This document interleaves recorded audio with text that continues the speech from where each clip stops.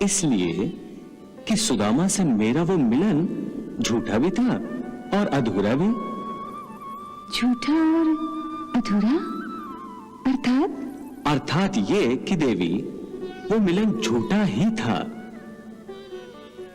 झूठा इसलिए कि सुदामा से मिलते समय मैं होकर भी मैं नहीं था, और अधूरा इसलिए कि वो भेंट दो मित्रों की भेंट नहीं थी, बल्कि दो अनजान यात्रियों की भेंट थी जो रास्ते में मिले और बिछड़ गए।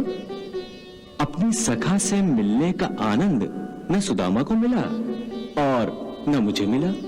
सुदामा को आपसे मिलने का आनंद नहीं मिला, ये बात तो ठीक है, परंतु आप तो उनसे मिल चुके हैं, रास्ते भर उनके साथ साथ रहे हैं, इस पर भी आप संतुष्ट रहेंगे?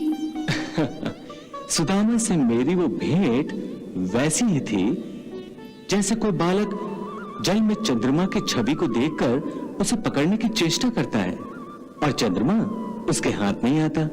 भगवान, यदि सुदामा से मिलने के लिए आप इतने ही व्याकुल थे, तो फिर एक यात्री के वेश में क्यों मिले? अपने असली रूप में ही उनसे भेंट कर लेते। नहीं देवी, ये संभव नहीं था।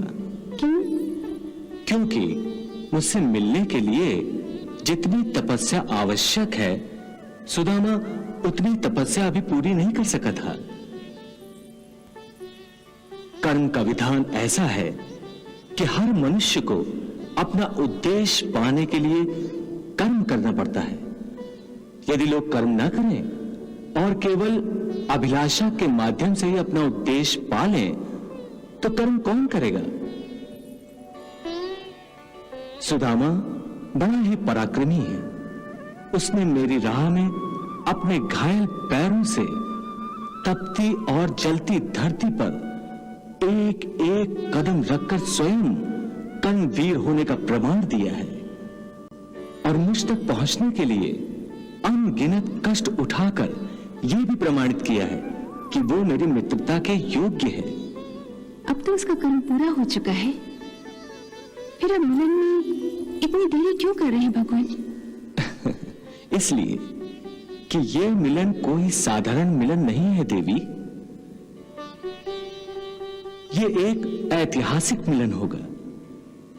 मैं उसे इस तरह मिलना चाहता हूं जिसे सारा विश्व देखे, ताकि इस धरती का हर प्राणी ये शिक्षा ग्रहण करे कि मित्रता का क्या अर्थ होता है और वो कैसे निभाई जाती है। रास्ते में ही सुदामा से अपने असली रूप में जाकर मिलता तो लोगों को यह शिक्षा कैसे दे पाता कि मित्रता में कोई ऊंच नीच, कोई बड़ा छोटा नहीं होता। ये वो रिश्ता है जिसमें राजा और रंग का भेदभाव नहीं होता। परंतु भगवान, सुदामा के अंदर तो अभी तक इसी भेदभाव की खींचतान चल रही है। बस उसी खींचतान को तो मिटाना है। परंतु कैसे? प्रतीक्षा करो देवी, कुछ समय और प्रतीक्षा करो, फिर देखो मैं क्या करता हूं।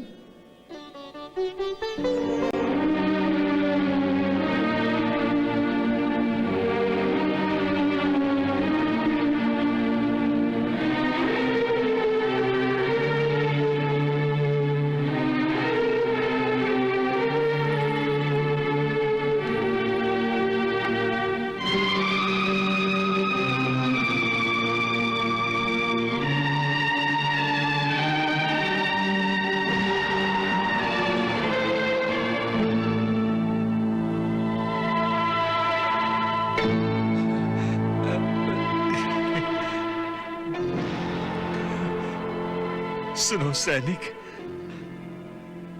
क्या द्वारकाधीश का महल यही है? हाँ ब्राह्मण देवता, यही राजमहल है।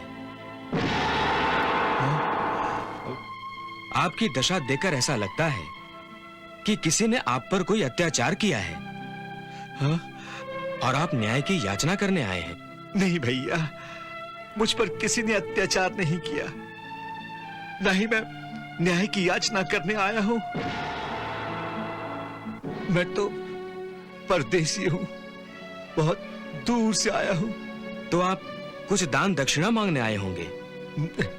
नहीं भाई, मैं दान दक्षिणा भी लेने नहीं आया हूँ।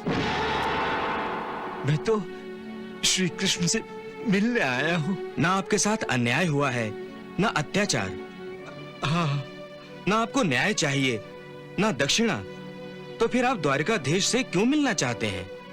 सैनिक भाई, द्वारिकाधीश मेरे मित्र हैं। मित्र?